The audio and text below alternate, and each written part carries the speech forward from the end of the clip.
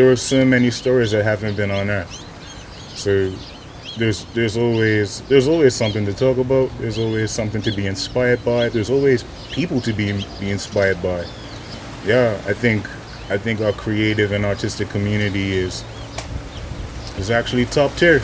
I mean, we like to talk about mediocrity a lot, but I think I'm very fortunate to move in circles where the cream of the crop kind of hangs around and does the thing.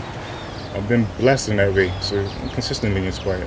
Every day I wake up, it's a blessing to me to be able to do exactly what I love, to be able to have the interaction with our community and to pass on knowledge and information to people that are looking for natural ways, applications to health and wellness.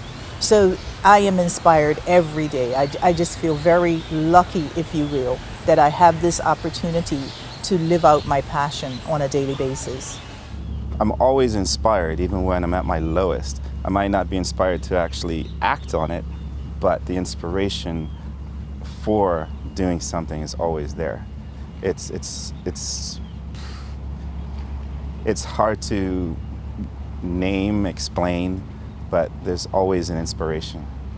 I'm inspired by Bermuda flora and fauna,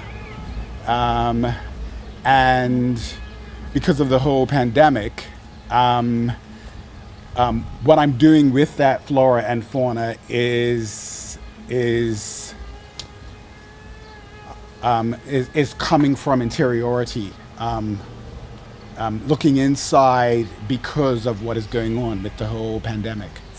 I'm actually at the healthiest stage of my entire life. I've overcome significant battles and what I now understand as traumas as a child and in my early 20s, and I've done the work to heal it, to heal with therapy, through the art, through my poetry, and recognizing how vital it was that I be writing in my teens and then speaking in my 20s and then healing in my 30s. And I think I'm just inspired by my own joy. I kind of had this realization of how isolated we are and how remote we are. And that's a daily inspiration for me. The idea of this little entity with this population that's so, and I feel like we as people are so intrinsically tied to the island itself. And so that's, I'm definitely still inspired. I feel inspired every time I'm awake and alert and that I'm functioning and I can help and I can direct and I can guide. So if we're gonna focus maybe now on art, how can we allow our young people to feel a part of and inspire them so that they inspire others and that train of thought continues, okay? But every day that we are alive during this time is a treasured moment that we have to give back and help and guide. Inspiration comes not just from our sunny days, our shiny days, the things that we've done well, but the things that hurt us, the things that distress us, can indeed be, points at which we say, hey, we can do better. In fact, if we want to go back and quote the lines again from a song that I wrote, there's no denying these are not our best days. It actually had nothing to do with Bermuda per se. It was the crash, the financial crash, and the world was thrown into chaos, and so many things gone wrong. It seems we've lost our way. But then I reflected. But for us, you see, when Bermuda had to change from agriculture to a shipping industry, from a shipping industry to a hotel industry, from a hotel industry to international business, there's more to us. We punch above our weight, and so I'm inspired when I think about our people that you know what, you give us something and say we can't do it, you watch us do it. I am inspired 24/7 all the time, and sometimes it makes you wonder, do you live on this plane, that sort of thing. But I think I've learned from enough autobiographies and enough biopics. I've learned enough from each of those to know that this is perfectly normal. So I'm always inspired, and that's how I know that I could never do anything else. I can add to my wheelhouse, that's fine. I want to be able to act, and I want to be able to do all of those things. I'm an entertainer, and that's all encompassing for me. I'm always inspired. Bermuda inspires me. I'm always inspired. I'm inspired mostly by gratitude and truly by the grace of God to keep this small little place and to let it flourish. So I am profoundly inspired by him. Life is the source of inspiration for most work. And I think whilst I'm not necessarily inspired by challenge and grind, and certainly the recent past has been very challenging, I don't think that's necessary to as a genesis for inspiration, but certainly I think it has provided opportunity for reflection and opportunity for sitting with one's work and looking at it and revisiting it and considering it and looking, in a sense, finding the commonalities, the common threads that have run through a series of things is what I've found recently, is where I've been looking at work.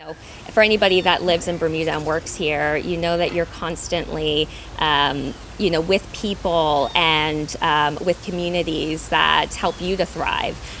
For such a small island, once again, we are constantly in contact with people that are different from us, that, understand different ways of living. And I think that that's the beauty of our community here, is that once again, we're this place that differences can kind of come together and find common ground. I think at Masterworks, there is so much potential for the arts society in Bermuda, and for who we are, understanding who we are through visual culture.